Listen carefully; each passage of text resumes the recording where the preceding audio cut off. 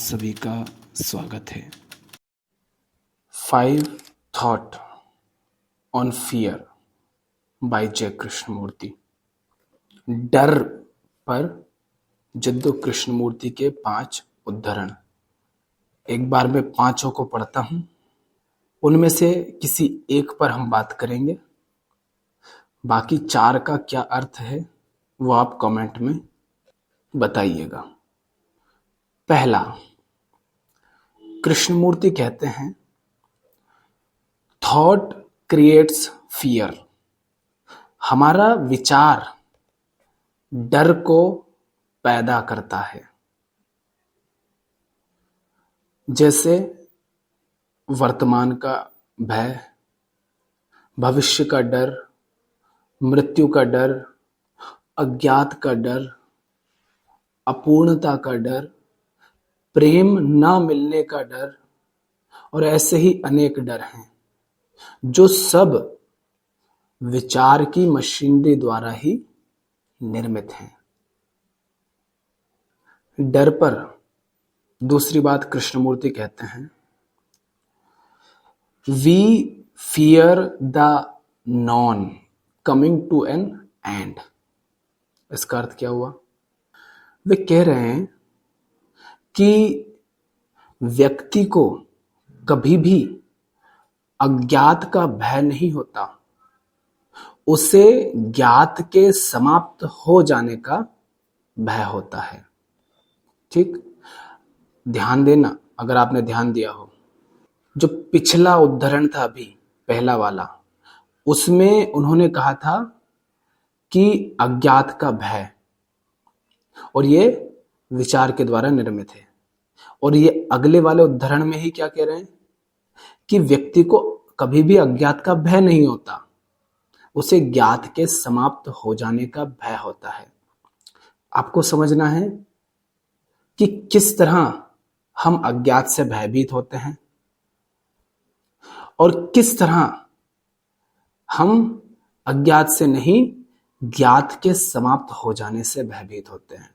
दोनों में अंतर को देखना है। दोनों में से एक पर हम बात करेंगे। तीसरी बात, डर के संबंध में कृष्णमूर्ति कहते हैं कि fear is only in relation to something. अर्थात कहने का तात्पर्य है कि जो डर है, भय, वो केवल संबंधों में ही विद्यमान रह सकता है। संबंध से यहां तात्पर्य सिर्फ व्यक्ति और व्यक्ति का संबंध नहीं, किसी चीज से संबंध। तो वो जो भय है वो हमेशा किसी ना किसी चीज से संबंधित होता है। भय अकेले पृथक रूप में विद्यमान नहीं रह सकता। तो आपको समझना है कि आपका भय किससे संबंधित है। आगे कृष्णमूर्ति कहते हैं, फियर क्रिएट्स बैरियर। अर्थात जो डर होता है वह हमारे विचारों को विकृत कर देता है। डर हमारे विचारों को विकृत कर देता है, गंदा कर देता है और हमारे जीवन के मार्गों को टेढ़ा कर देता है। यह माने डर लोगों के बीच अवरोध उत्पन्न करता है और यह निश्चित रूप से प्रेम को नष्ट कर देता है। बहुत अच्छा शब्द है, यह हमारे मार्गों को टेढ़ा कर देता है। आपको समझना है किस तरह, थोड़ा सा हिंट देता हूं। मान लीजिए कि आप कुछ बहुत सुंदर करने जा रहे हैं। समझ लीजिए कि आप यात्रा पर निकल रहे हैं, ठीक, और बड़े आनंदित हैं, बहुत उत्सुक हैं, और तुरंत कोई बात आती है वो आपको डरा जाती है कि अगर ऐसा हो गया तो, अगर वैसा हो गया तो। ओ, अकेले जा रहे हो, अरे रे, समझ रहे हो? और ये जो बातें हैं, ये जो डर है, ये आपके रास्ते को, माने जो एक सहज प्रवाह था, सहज जीवन था, उसमें खलल दे देता है, उसमें बाधाएं खड़ी कर देता है। इस तरह से इसको समझना। डर पर कृष्णमूर्ति का 5वां कोट है, fear is an extra ordinary jewel. अर्थात डर एक असाधारण रत्न है जिसने मनुष्य पर अपना प्रभुत्व जमा रखा है। अगर आप इसे पकड़ कर देख सकें तो आपको इसका अंत दिखने लगेगा। थोड़ा सा इसके बारे में बताऊंगा, फिर आगे आपको समझना है। कहने का तात्पर्य है, मान लीजिए सोना, आप चाहे सोना हो, चाहे नौकरी हो, चाहे धंधा हो, होता क्या है, ये आपके जीवन में आते हैं। आप इनको अपनी सहायता के लिए जीवन में लाते हैं, अपने आनंद के लिए। पर होता क्या है, समय के साथ धीरे धीरे करके ये आपके ऊपर डोमिनेट कर जाते हैं, माने ये आपके मालिक हो जाते हैं और आप इनके गुलाम हो जाते हैं। अब ये आपके काम नहीं आ रहे हैं, आप इनके काम आ रहे हैं। तो डर भी ऐसा ही है, वो इंसान के ऊपर हावी हो जाता है, इंसान का मालिक हो जाता है। पर इससे मुक्त होने का तरीका क्या बता रहे हैं कृष्णमूर्ति? वे कह रहे हैं बस आप इसको देखो, इसको पकड़ लो, जो है जैसा है इसका सामना करो। सामना कर लिया तो तुम इससे आजाद होते जाओगे। क्या है? सोना, चांदी, हीरे मोती, तो धातु ही तो है ना, जिंदगी थोड़ी ना है। इसी तरह से डर क्या, विचार ही तो है ना, संभावना ही तो है ना। और जब होगी तब विचार नहीं रहेगा। डर की जब घटना घटती है तब डर नहीं रहता है, घटना से पहले डर होता है। तो डर का सामना डर को खत्म कर देता है। तो हम पहले उदाहरण पर थोड़ा और विस्तार से बात करेंगे, बाकी आगे के 4 से आप क्या समझते हैं थोड़ा एक्सप्लेन कीजिएगा। तो पहले उदाहरण में कृष्णमूर्ति कहते हैं कि थॉट क्रिएट्स फियर, अर्थात विचार डर को निर्मित करता है। There is fear of the present, of the future, fear of death, fear of the unknown, fear of not fulfilling, fear of not being loved. There are so many fears, all created by the machinery of thought. वर्तमान और भविष्य का भय। और कृष्णमूर्ति कह रहे हैं ये सिर्फ विचार है। भय कैसा? क्या होता है भविष्य का भय? जैसे बीमारी का भय, जैसे बुढ़ापे का भय, जैसे खाने पीने की चिंता। आप अभी जहां हैं, जिस तल पर हैं जीवन में, अमीरी गरीबी इस तरह से, आप वहां पर भयभीत हैं ये कह करके कि देखो भैया ये समस्याएं हैं और ये कभी भी घट सकती हैं। आप विचार कर रहे हैं इनका तो इंतजाम करना पड़ेगा ना। और क्या करते हैं फिर इसके लिए? आप भविष्य में जिन घटनाओं के घटने की संभावना है या कहो कि घटती ही हैं, आप उनकी तैयारी करने में जुट जाते हैं वर्तमान में, और उसके लिए वर्तमान में कष्ट सहते हैं। वो करते हैं जो नहीं करना चाहिए, वैसे जीते हैं जैसे नहीं जिया जाना चाहिए। ये क्या है? क्या ये विचार ही नहीं है? ऐसे कई लोगों से मैंने बात की जिनको इस बात का डर है कि अगर मैंने विवाह नहीं किया तो बुढ़ापे में तो अकेला रह जाऊंगा, फिर मेरा ख्याल कौन रखेगा। मतलब उसको ये भ्रम है कि वो तो बूढ़ा हो जाएगा मगर उसकी पत्नी बूढ़ी नहीं होगी। गजब! अरे पत्नी भी बूढ़ी होगी तेरे साथ, तो ये क्यों नहीं देख रहा? उसको भी समस्याएं होंगी, वो नहीं कर पाएगी तेरी उतनी सेवा फिर, और वो सेवा करने के लिए है नहीं। और सेवा करने के लिए दूसरे लोग हैं, डॉक्टर हैं, नर्स हैं। इतना डर है तो उनको रख लेना।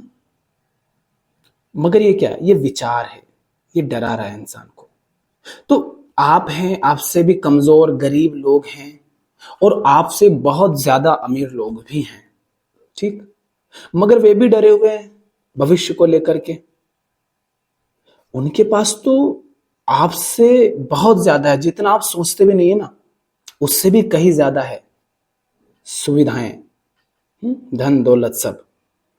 फिर वो किस किस बात से डर है? वो तो भूखे नहीं मरेंगे।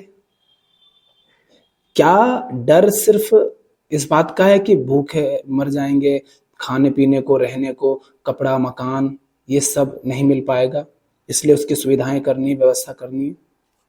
नहीं, क्योंकि आप जहां पर है उससे नीचे भी लोग जी रहे हैं, और हो सकता है आपसे ज्यादा खुश हों।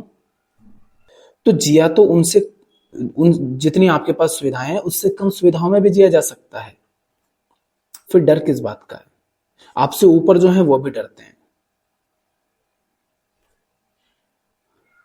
आप क्या करते हैं, अपने आप को एक लेवल पर बैठा लेते हैं कि इस स्तर पर आप अपने उस लेवल को मेंटेन करके रखना चाहते हैं कि इससे नीचे का जीवन तो मैं जीऊंगा नहीं, इससे नीचे का जीवन नहीं जी सकता मैं। अगर इससे नीचे आया तो आपके अंदर जो मैं निर्मित हो गया है अहंकार, उसको चोट लगती है।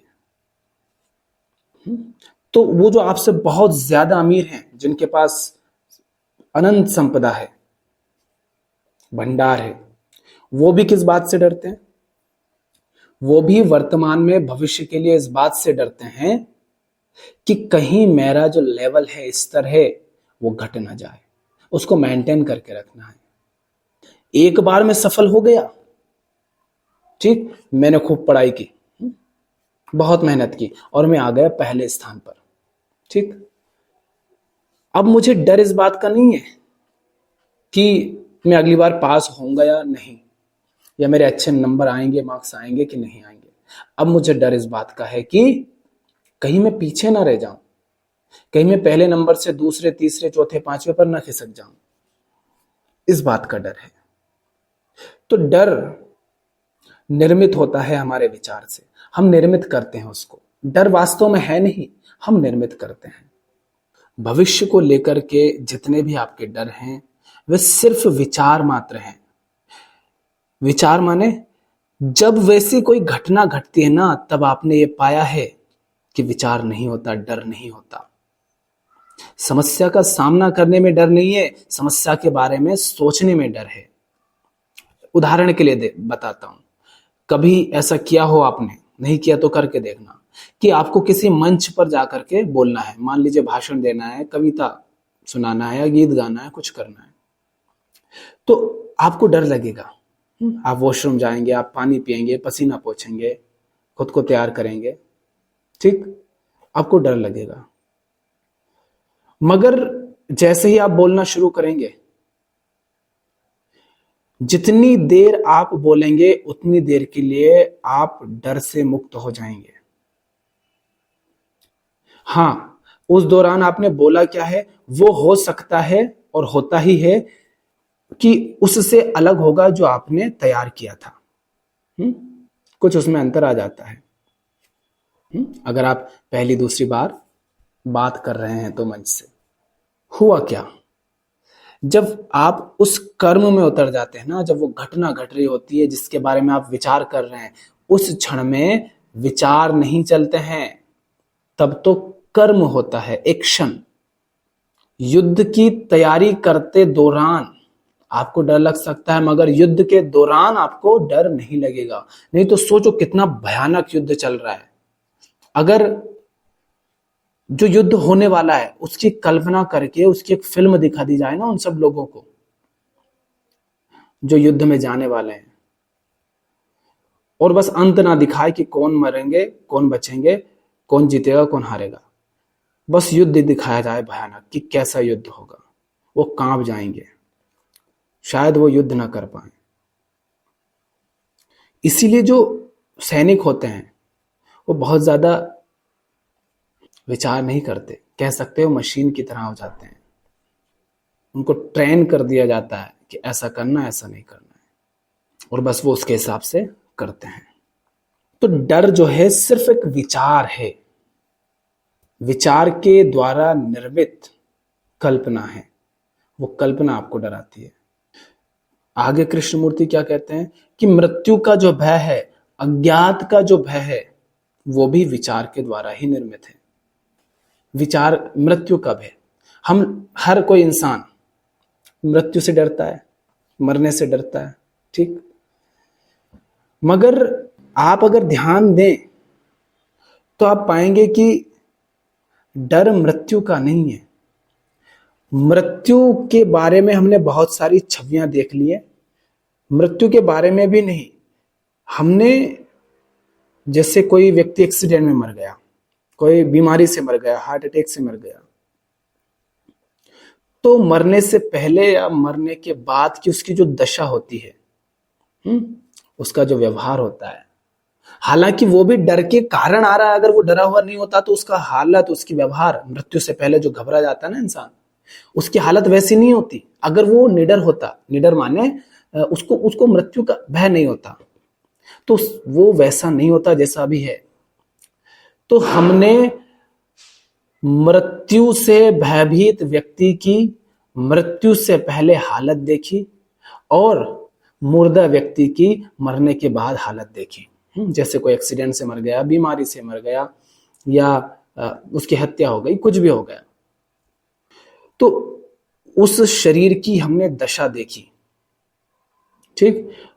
उसको हमने अपनी कल्पना में निर्मित कर लिया, पकड़ लिया, और उसके बारे में विचार कर करके हम डरते हैं। पर क्या मृत्यु वास्तव में भय का कारण है? नहीं। मृत्यु के बारे में जो हम विचार करते हैं वो हमें डराता है। जैसे जब आप सोने जाते हैं, आप कितनी ही कोशिश कर लें, आप सोचें कि मुझे जानना है कि मुझे नींद कब लगती है, आप बहुत कोशिश करेंगे, मगर आप यह तक नहीं देख पाएंगे कि आपको नींद कब लग गई। जब तक जाग रहे हैं, जाग रहे हैं, जाग रहे हैं, और जब नींद आएगी पता भी नहीं चलेगा और नींद लग जाएगी। आप यह तक नहीं जान पाते कि आपको नींद कब आई, मगर नींद आने से पहले बहुत विचार करते हैं उसके बारे में। इसी तरह जब मृत्यु होती है शरीर की, माने शरीर क्रियाशील नहीं रहता, निष्क्रिय हो जाता है, तो उस क्षण भी, अब आप कह सकते हैं कि आपको कैसे पता, पर ऐसा ही है। शरीर, मृत्यु माने क्या, शरीर निष्क्रिय हो जाता है बस। और वास्तव में वो बस उस तरह से निष्क्रिय हो जाता है जिस तरह से आप अभी चल रहे हैं, जी रहे हैं, वो वैसे काम नहीं करता। हाँ, नहीं तो उसमें केमिकल की जो क्रियाएं हैं वो तो हो रही होती हैं, क्रियाएं प्रतिक्रियाएं। तो जब मृत्यु होती है तब भय नहीं रहता, मृत्यु डरावनी नहीं होती। मृत्यु के बारे में जो कल्पना हमने कर रखी है वो हमें डराती है, तो वो भी एक विचार है। और अज्ञात का भय, मृत्यु माने क्या, हम कहते हैं मृत्यु के बाद क्या होगा भैया, हम कुछ नहीं जानते, मृत्यु के बाद क्या होगा हमें कुछ नहीं पता इसका, यही कहते हैं ना। तो वो जो अज्ञात है, जिसका हमें कुछ नहीं पता, हम उससे डरते हैं, इसलिए भी मौत का डर हमें होता है। तो वो जो अज्ञात है, विचार क्या करता है, विचार कहता है नहीं बहुत खतरनाक है भाई, क्या पता बहुत अच्छा भी तो हो सकता है ना, मगर विचार आपको डराता है, डर निर्मित करता है वो। क्या अज्ञात का मतलब कुछ तो खतरनाक होगा ही। सारे नदी पहाड़ जंगल आपके लिए अज्ञात हैं, क्या वो डरावने लगते हैं? वहां जाते हो कितना सुंदर लगता है, शांत, एकांत। मगर जब मौत की बात आती है तो विचार कहता है कि मौत अज्ञात है, इससे डरो। देखा है कभी आप कहीं पर घूमने जाते हैं तो आप कहाँ घूमने जाते हैं? आप ज्यादातर उन्हीं जगहों पर जाते हैं और उसी रास्ते से जाते हैं जो आपका जाना पहचाना है। ये क्या है? ये अज्ञात का डर है। किसी नए रास्ते से, जंगल से होकर जा रहा है भैया, पता नहीं रास्ते में क्या समस्या आ जाए, आप उससे डरते हैं। हो सकता है वो बहुत सुंदर हो, मगर विचार भय निर्मित कर देता है। तो देखो कि हम उसी रास्ते पर क्यों जाते हैं, कहीं पहुंचना है तो उसी रास्ते से जो जाना पहचाना है। कोई नया रास्ता होता है तो हम उससे क्यों नहीं जाते? क्योंकि हम अज्ञात से डरते हैं।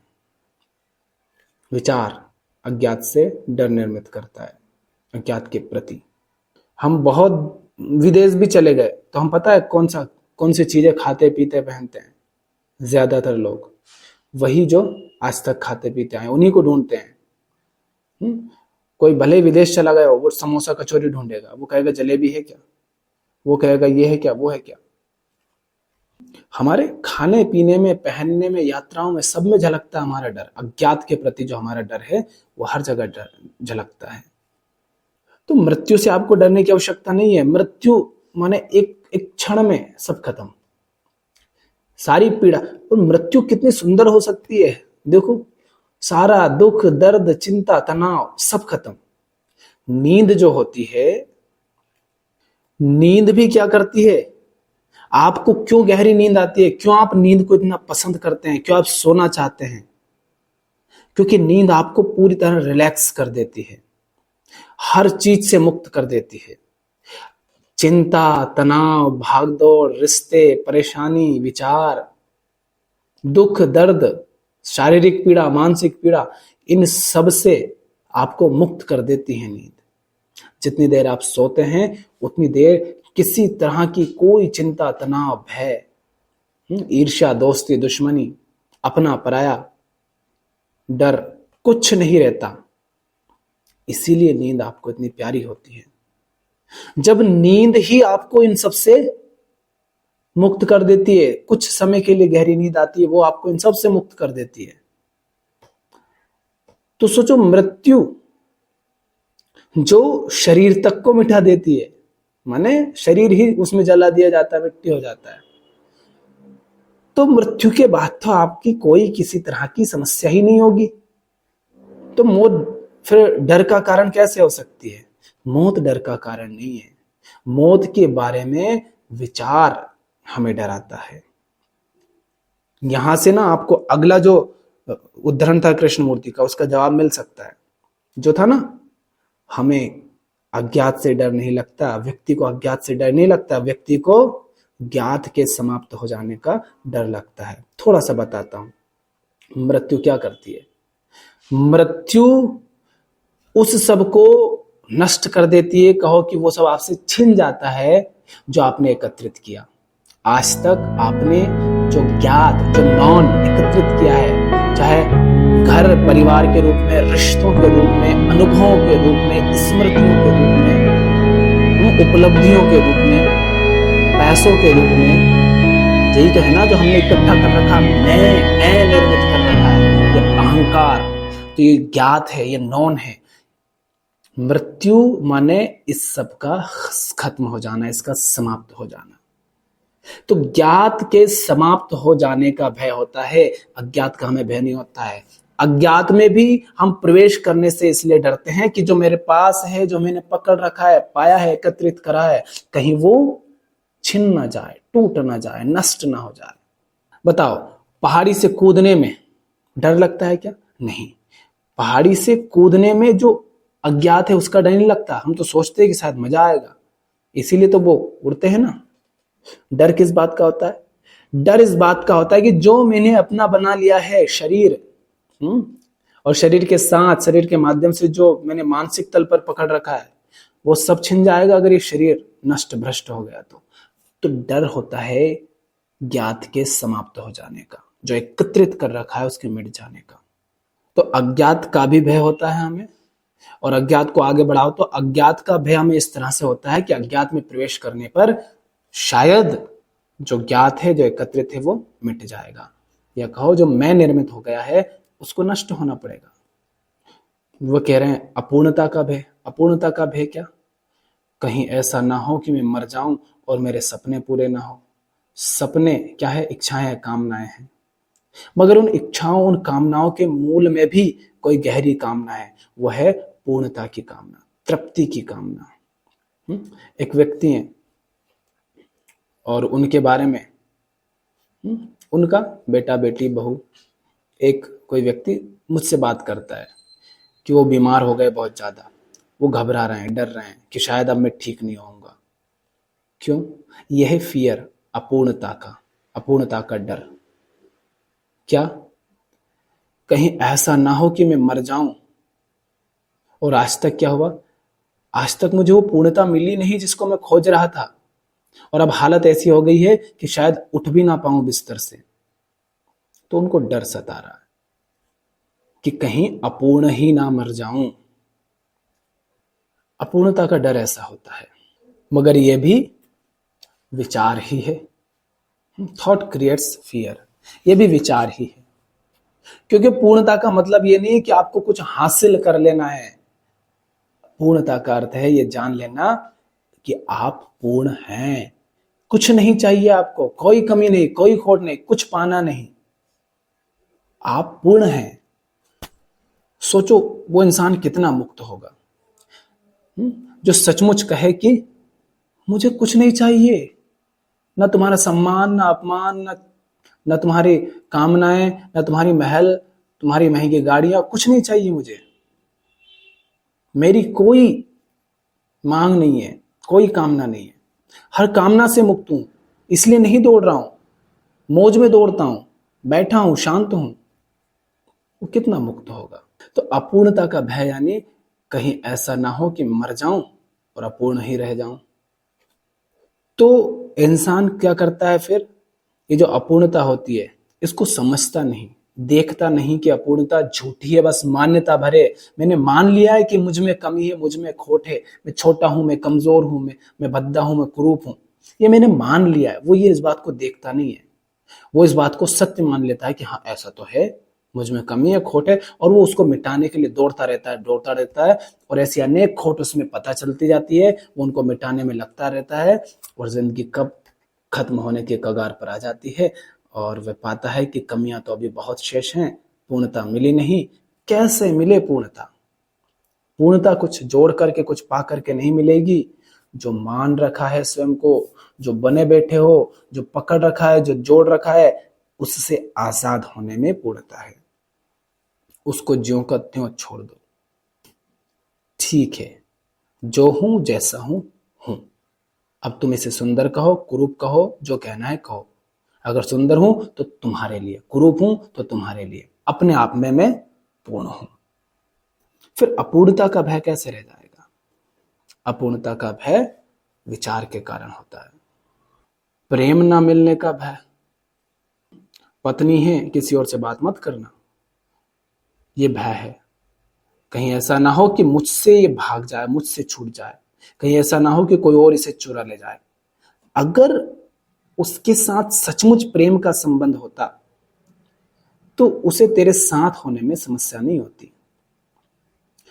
और प्रेम बिना आजादी के आती नहीं। अगर वह आजाद होती और संबंध में प्रेम होता तो तेरे जीवन में उसके माध्यम से प्रेम आ ही रहा होता, छूटता कैसे? एक विचार मात्र होता है कि कहीं ऐसा ना हो कि प्रेम ना मिले। उस विचार के कारण हम इतने भयभीत हो जाते हैं कि हिंसक हो जाते हैं। हिंसक हम फिर लोगों पर मालिकियत जताने का प्रयास करते हैं, उनको अपने काबू में करने का प्रयास करते हैं। देखा, बेटे बेटी से कहीं ऐसा ना हो प्रेम ना मिले तो माँ बाप उनके ऊपर चढ़ बैठते हैं।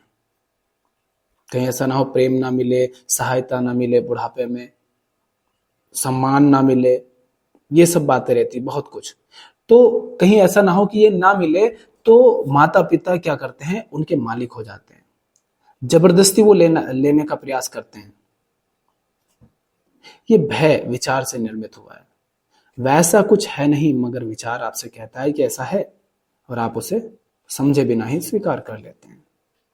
तो प्रेम ना मिलने का भय, सम्मान ना मिलने का भय, सहयोग ना मिलने का भय हम में लगातार रहता है।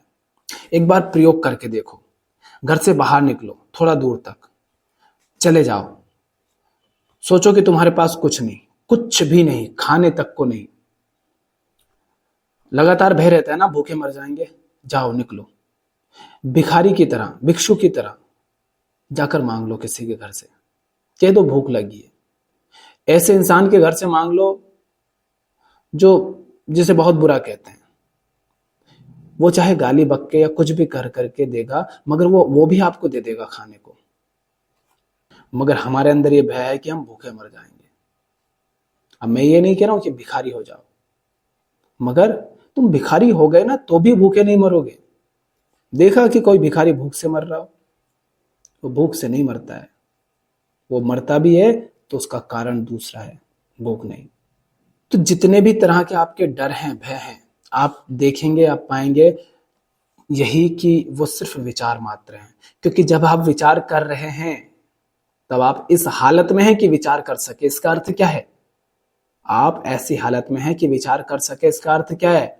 कि वो समस्या अभी आपके सर पर बैठी नहीं है, ठीक, आप उसका सामना नहीं कर रहे हैं। और जब उस समस्या का सामना करना होगा तब विचार करने की नौबत ही नहीं आएगी, विचार का अवसर ही नहीं मिलेगा। और विचार का अवसर नहीं मिलेगा तो उस समस्या के कारण जो डर था वो डर भी खत्म हो जाएगा, क्योंकि विचार से अलग नहीं है डर। तो जिस बात को लेकर के डरते हो थोड़ा प्रयोग करके देखो, निकट जाओ उसके। इसका अर्थ मैं ये नहीं कह रहा हूं कि कुछ ऐसा करो जिसमें हिंसा हो, शोषण हो। दूसरे के साथ कुछ भी ऐसा नहीं करना है कि अब तो डरना नहीं है, कर डालना है। ये सब मूर्खता मत करना। सच्चाई की तरफ, प्रेम की तरफ, आजादी की तरफ बढ़ने में जो डर पैदा होता है विचार के कारण, उस डर का सामना करो। सामना करने से आप पाओगे कि जैसा सोचा था, जैसी कल्पना की थी, हकीकत उससे बिल्कुल अलग है और डर वहां पर खत्म होता जाएगा। विचार के अलावा और कुछ नहीं है डर।